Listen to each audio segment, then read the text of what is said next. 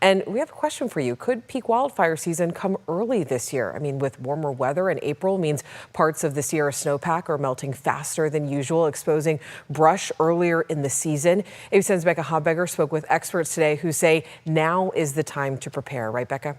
Yeah, Alex, right. I mean, to be clear, we are not yet in what experts consider to be full-on peak fire season. But with temperatures rising and greenery beginning the process of drying out, now is the time to get our heads and our yards ready.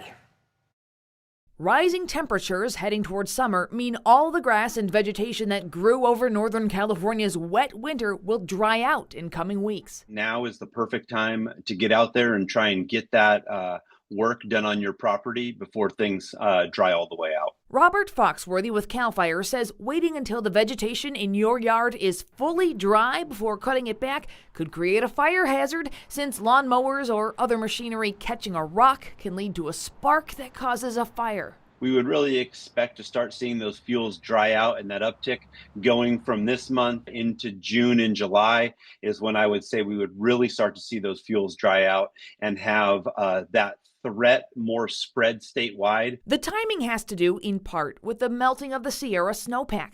I spoke by phone with Andrew Schwartz, director of the UC Berkeley Central Sierra Snow Lab. At this point in time, most of the snowpack is looking pretty good, but we are seeing early melt out in some area, and those areas are likely to experience a little bit of elevated fire danger. Down south of I-80, where we've had less snow this season, it looks like it's going to melt out early. The challenge with early melt is that gives our ecosystems extra time to dry out as we go into the summer and fire season. Though he points out Northern California has seen 3 wet winters in a row. That only occurs about every 25 years when we have 3 that are either at normal or above average. So it's exceedingly rare and is a really good thing as far as our reservoir storage and our water resources throughout the state. But the caveat to that being that also means plenty of water for new vegetation to grow. Still, he says 3 consecutive wet winters is better than 3 years of drought. As far as what we see at the Snow Lab in terms of this upcoming fire season, we're cautiously optimistic, I'd say. A lot depends on